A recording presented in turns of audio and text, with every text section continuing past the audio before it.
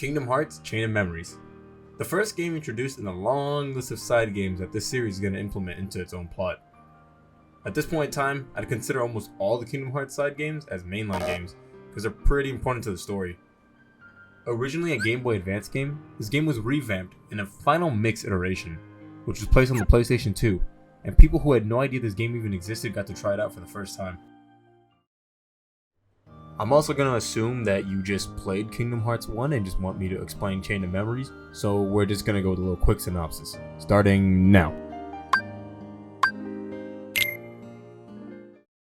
Sora has embarked on his journey as a Keyblade wielder after the Destiny Islands are corrupted by darkness. Separated from Kairi and Riku, Sora's goal is to find them and get back home. He then meets a ton of new friends between Donald and Goofy and a ton of other Disney and Final Fantasy characters. Their journey begins and takes place at this point. Throughout the game, you experience the story of Sora, Donald, and Goofy unfold as you play as our three protagonists, but you also get a glimpse of what Riku has to deal with. We had a deal, yes? You help us, and we grant you your wish. Silly boy. You're like a son to me. I only want you to be happy. I seriously doubt that. Struggling with the darkness in his own way, Riku's own journey leads him to the main antagonist of Kingdom Hearts 1, Ansem, Seeker of Darkness. What should I do? It's really quite simple. Open yourself to the darkness. That is all. This causes Riku to be completely overtaken by the darkness and by Ansem, completely becoming possessed and even gaining a Keyblade that takes hearts. Behold! Complete opposite of Sora's.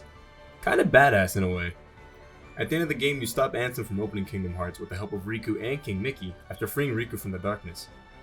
Riku and King Mickey, who are in the Realm of Darkness for reasons that I'll explain in a different time, help to close the door, but are trapped on the other side. They're stuck in the Realm of Darkness. KH1 actually ends in a really somber note. Our original trio on Destiny Island is still scattered, King Mickey is still not with Donald and Goofy, and on top of all that, Riku and Mickey are in the Realm of Darkness. And with all that, the game ends. No good ending. In the post-credit scene of KH1, you see the trio and Pluto, for some fucking reason, following a path surrounded by a giant plane. They talk and recall that King Mickey and Riku are trapped in the Realm of Darkness. This creates a new goal for our three heroes, who plan to find their two friends.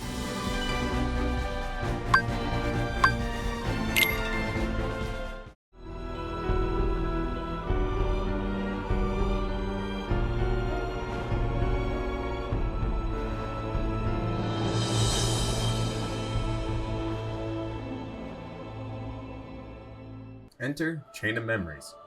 The post-credit scene from Kingdom Hearts 1 leads directly to the opening of Chain of Memories. This is where the story starts to get a little more complicated, but reasonably enough, so try and bear with me. Our trio follows a path and a man in a hood creepily tells Sora some cryptic shit before just disappearing entirely. This gets them to follow the path even further until they reach a giant building. This building is where the majority of the events of this game completely take place, and is an extremely important setting to the story as a whole. This is Castle Oblivion. I think it's a cool name. It's really edgy, but it's also like early 2000s, so I'm gonna let it slide. Upon entering, Sora, Donald, and Goofy are again greeted by the hooded man who explains to them that all their powers and abilities are being stripped away, and that they're going to keep forgetting things as they progress through the castle. This is really just a plot way to explain why you have none of your original gear from Kingdom Hearts 1, and that you're just gonna have all the starting stuff. It's just a fake reset plot point. After basically explaining the gameplay, he also mentions that Sora's memories are being taken and replaced, and the hooded dude just leaves again and confuses the fuck out of both you, the player, and Sora. The dude also insinuates that Riku and the king are in the castle as well, and this is what really gets Sora, Donald, and Goofy going. This guy is our first introduction to the new rival group to Sora, and they go by the name Organization 13, spelled 13 with Roman numerals because why not, Nomura? Sora continues down the castle and meets Axel, the first official member whose face we actually see. Another important character that we meet throughout the story is Namine, a girl who's constantly seen drawing. We see her drawing Sora's past and different things from KH1 that makes you wonder, what's her purpose? As Sora continues, we start to find out a lot more things about the castle and why the organization is even there. Of the 13 organization members, the ones that are in the castle are Axel, Larxene, Vexen, Lexaeus, XIII, and Marluxia. They also talk a lot about having no feelings and being nobodies, which is exactly what they are. Nobodies are just another enemy type, just like the Heartless, but they're a little bit different. When a heart is surrounded by darkness, it becomes a Heartless, and the remains become a nobody. The difference being, a strong-willed heart, like Sora or any of the organization members before they had died, produces a strong nobody, like what you see in Chain of Memories. All the people in the organization are nobodies, meaning they've had a past life, but they perish for reasons unknown to us. We also come to find out that Namine herself is a nobody. She's actually Kairi's nobody. In Kingdom Hearts 1, you might recall that Kairi's heart resided within Sora's for the majority of the game. When Sora used that dark Keyblade to take his own heart out, it actually did two things. It turned Sora into a Heartless and created a nobody for Kairi, since their heart were basically one at the time. I wonder if that created a nobody for Sora. One last character that shows up a lot, and that is pretty important to the plot, is Replica Riku. Replica Riku is a complete copy of Riku that XIII makes as a way to try and fight Sora and bring him to their side. You fight Replica Riku a bunch as Sora, but you always win. He's kinda just there at a certain point. Now that that's cleared up, let me get into why the organization is actually here. Marluxia is kinda like the ringleader of the whole group here in Castle Oblivion. They've actually been sent there on a mission. Marluxia takes it as a chance to try and overthrow the actual organization back home. He's planning a sort of coup d'etat, and everybody in Castle Oblivion is trying to help him. He's actually using Namine as a puppet of sorts, trying to get all of Sora's memory to make Sora their own puppet, and use the Keyblade for his own.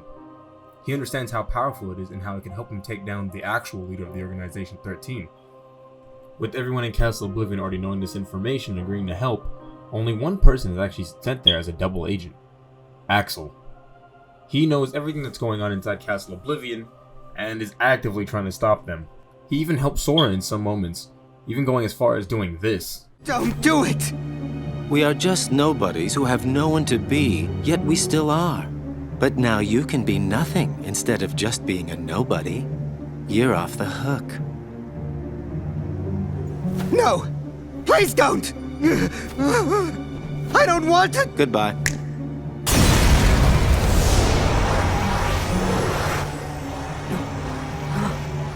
The way Axel sees it, he's just eliminating traitors of the organization. He even goes as far as to help free Namine, just to stop Marluxia's plan. As confusing as it is for Sora, his entire journey through Castle Oblivion is completely traumatizing. He's constantly wandering the castle, going further down and down, forgetting everything that he had just embarked on a journey for not more than a day ago, and completely forgetting his old friends Riku and Kairi, and being replaced with Namine. Alongside this, the constant fuckery of the organization members and how he interacts with them cause him to slowly lose it. From his amnesia to shit like this. I'm not supposed to be in this picture. That's true. Namine? Sora's journey in Castle Oblivion is not easy. Eventually, taking down as many organization members as he can, Sora makes his way to the final fight, against Marluxia. In typical Kingdom Hearts fashion, Marluxia gets one final form before the final boss fight. As lightless oblivion devours you, drown in the ever-blooming darkness! Upon defeating Marluxia and helping to free Namine completely from being a fucking indentured servant this whole time, Namine agrees to make things right and return Sora's memories. With their memories so scattered and disconnected, Namine explains that their hearts need to be at rest while she fixes what she did. This leads to the gang having to enter these sleeping pods and take a good nap. That being said, Sora and Namine pull off one final pinky promise as a little message to each other, that he won't forget her, and that they'll meet again in the future, and when they do, it'll be as friends. No lies, no gimmicks. This is Chain of Memories, Sora Side. You're going to forget making that promise. If the chain of memories comes apart, the links will still be there, right? So the memory of our promise will always be inside me somewhere. I'm sure of it. Yeah, you're right. Okay, it's a promise. Good. Until later.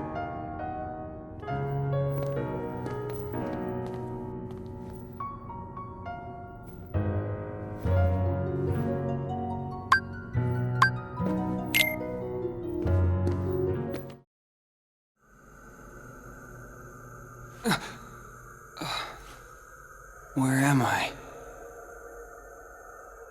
Moving on from Sora's story, the game actually lets you play as Riku as well, and it's pretty cool.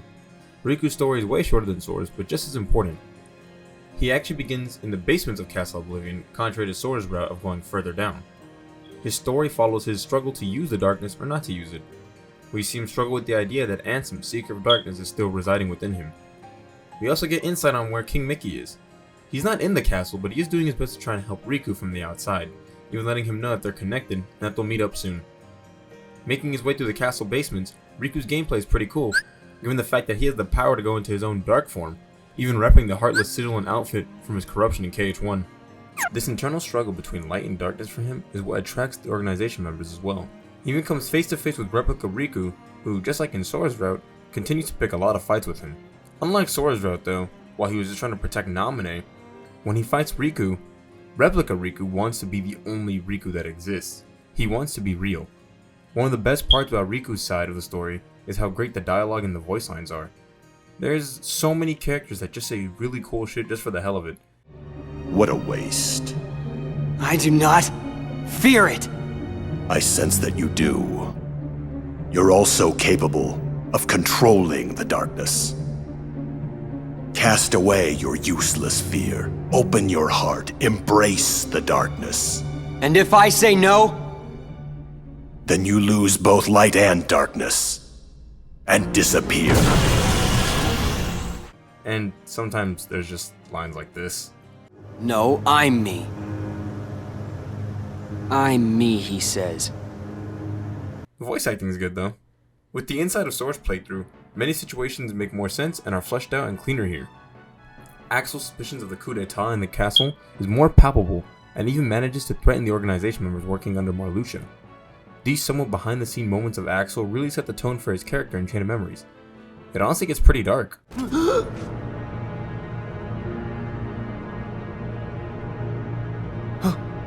Oh yes, the replica, of course. We can use this Riku to defeat the real one. If you can get that, you can be a new person, not Riku, nor anybody else. You won't just be a copy of someone, you will be unique, your own self. Axel! What are you saying to him? You know, he's as good a place to start as any. You can't do this!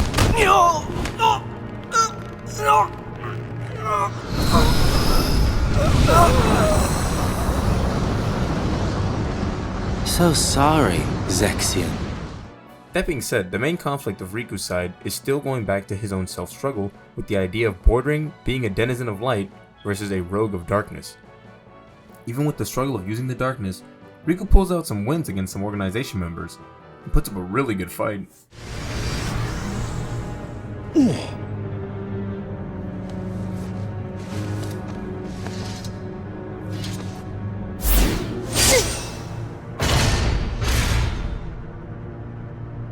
Too slow. When did that happen? You were always terrified of the dark before. Not anymore!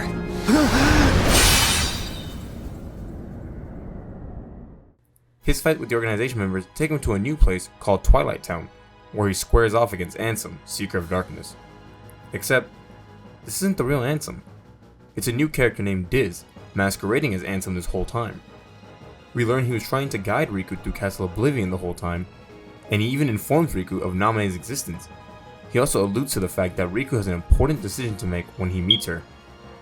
Diz explains how important and special Riku really is, and off they go. On his way to Namine, Riku meets off against Replica Riku for one final showdown, to see who's really the stronger between the two.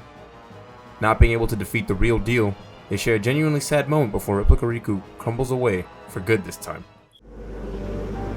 What happens when a fake dies? One like me. Where will my heart go? Does it disappear?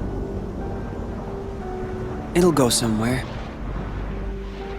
Maybe to the same place as mine.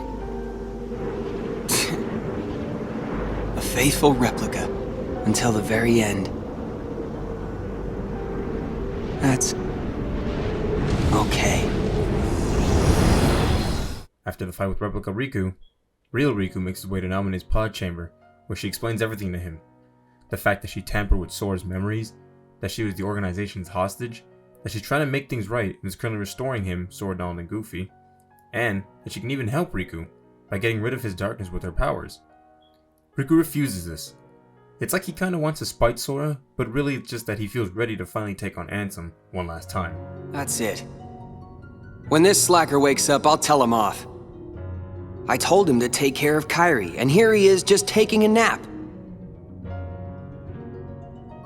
But I can't chew him out like he deserves, if I've been asleep. Before his last basement, Diz and Mickey meet up with Riku. Diz gives them the same robe that the organization has been donning this whole time, and explains why they wear it. The cloak actually protects them from the darkness, and it has an innate resistance, which is great for Riku and the king, given that they've been traveling in the realm of darkness, and that Riku's whole thing is that he can use the darkness. Whereas Sora's final big boss of the game was Castle Oblivion's leader, Marluxia, Riku literally faces his own embodiment of the darkness. He faces off against Ansem, Seeker of Darkness, one last time.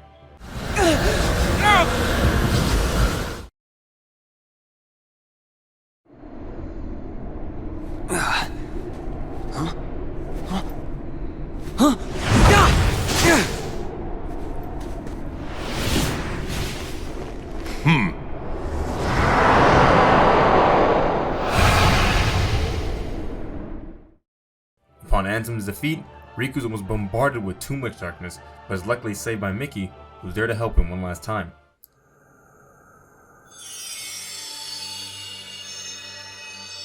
Gosh, Riku, I know you wanted to do this alone, but you don't mind getting a little help, do ya? They're able to make it back to the actual castle and start to exit before Mickey explains that whatever Riku chooses, he'll stick with him and see it through. Your Majesty, I'm really flattered. I don't know what to say. Gosh, Riku, you know you don't have to call me that now. We're pals. After exiting Castle Oblivion, we find our two heroes on the same path that Sora, Donald, and Goofy had started on in the beginning of the game. Diz is waiting for them along the path with one final question, before Riku's story and Chain of Memories comes to a final close. What are you making me choose now? Between the road to light and the road to darkness.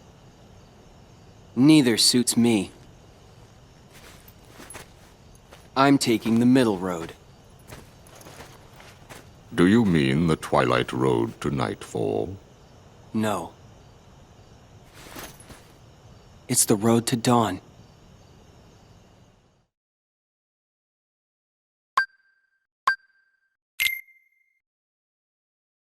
Alright, so let's do a quick recap. We'll start with Sora, Donald, and Goofy. At this point in time, we find out that Twilight Town is actually where the sleeping pods are. So they're in a basement somewhere in Twilight Town, being worked on by Namine. Namine is Kairi's nobody. That's also a piece of information we now know, because we've been introduced to nobodies as an enemy type in general. Riku and King Mickey are traveling in the realm of in-between with Diz, doing who knows what. And for the organization members, of the 13 organization members, we're now down to 8 org members who we haven't even seen yet, including Axel. The rest of the people in Castle Oblivion got smoked. Marluxia and Larxene both died to Sora, Donald, and Goofy. Lexaeus gets clapped by Riku. Zexion, who Riku supposedly thought he killed, actually dies to replica Riku. And Vexen is killed by Axel. And that's it. That's what goes down in Chain of Memories. In between Kingdom Hearts 1 and 2, a lot of people didn't even know this game existed. So the beginning of Kingdom Hearts 2 is a little confusing to say the least. That being said, go enjoy Kingdom Hearts 2. It's a great game. This was Chain of Memories. Thank you for watching.